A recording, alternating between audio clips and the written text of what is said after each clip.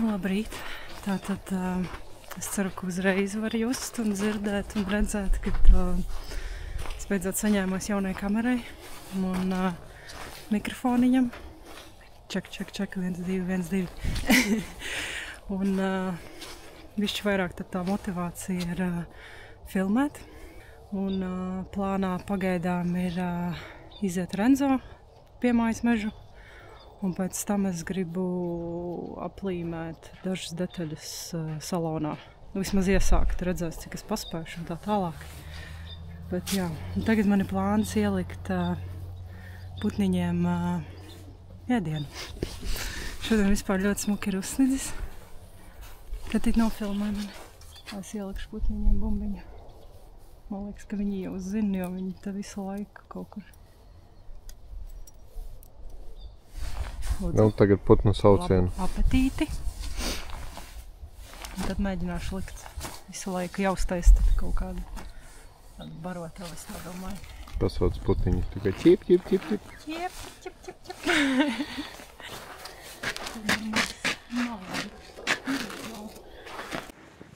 Nu, lūk, jau pirmais fails. Man nebija ieslēgts mikrofons, jo vienmēr esmu pieradusi, ka mikrofons jau ir automātiski ieslēdzies. Oh my god, tā kā 1, 2, 1, 2 mikrofons, ček. Aktīvs. Tik stulbi. Tā kā noteikti tur audio ir vispār super duper nice. Nu jā, bet pirmā reize, kad testēju un mēģinu, tas ir normāli, ka būs kaut kādas šitādas situācijas, kad kaut ko neieslēdzu, kamēr pieradīšu atkal pie jaunās tehnikas.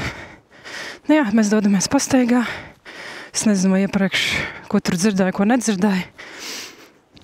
Bet varbūt nemaz nebija jādzird nekas to, ko es tur klusiņām čukstāju pie mikrofona, jo biju sapriecājusies, ka man vairs nav skaļi jārunā.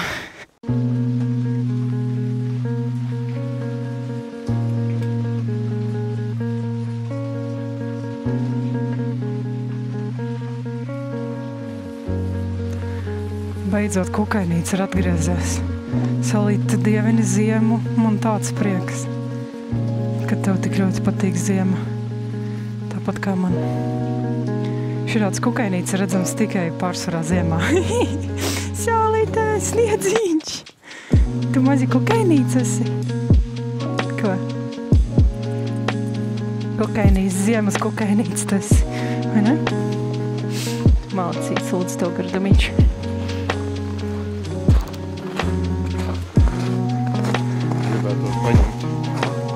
To eglīti ar visu sniedziņu un aizvest mājā.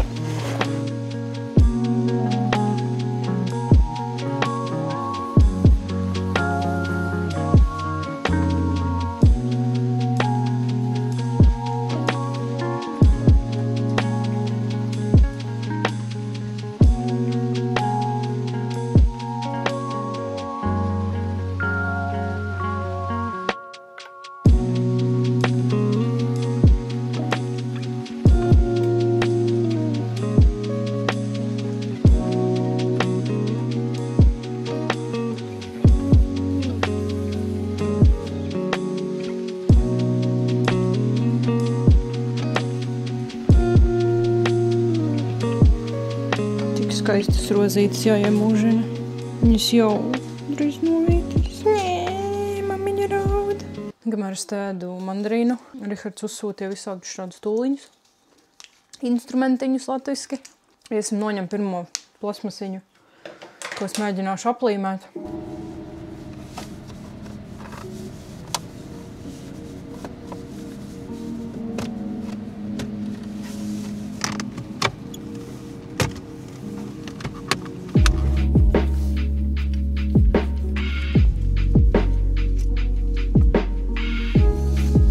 Mēs jau izņēmām visu kaut ko, protams, neuzfilmējām, tad kaut kādi palikuši sīkumiņi, kas ir jāizņem. Un tad jau varēs sākt attaukot un mēģināt līmēt.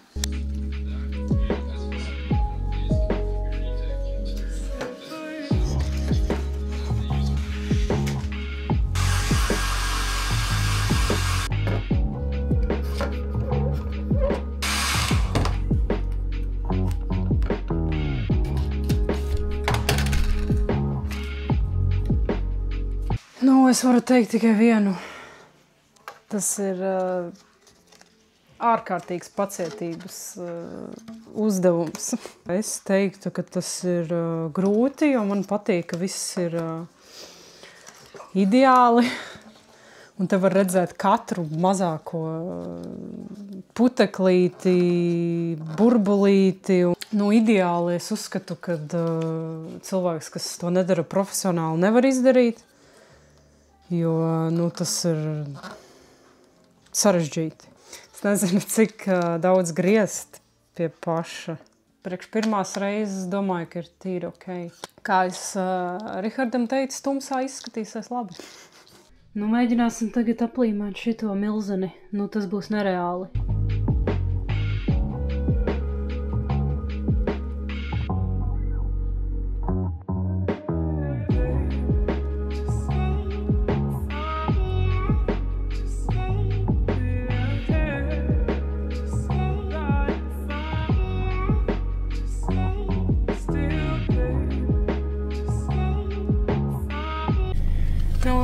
Es esmu atnākusi uz mašīnu, mēģināšu atcerēties, kā tu visu ielikt un ielikt, un tad jau redzēs arī rītdien, varbūt dienas gaismā, kā tas viss izskatīsies. Es ceru, ka nelips kaut kas vaļā un nebūs baigi briesmīgi, bet es domāju, ka tas sliktāk noteikti neizskatīsies kā tas pelēkais. Es to darīju pirmo reizi, beigās jau es sapratu, kā tas aptuveni notiek, un man ir prieks par padarīto. Protams, nekas tur nav ideāli, bet prieks, ka pati to izdarīju. Tā kā mēģinam likt kopā.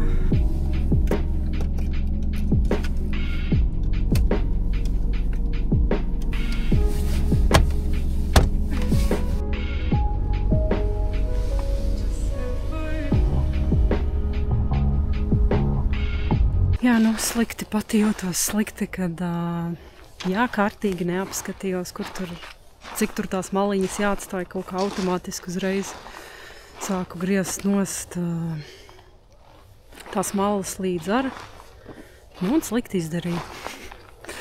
Jo vajadzēja atstāt maliņas un iegriezt un atlocīt un tā tālāk.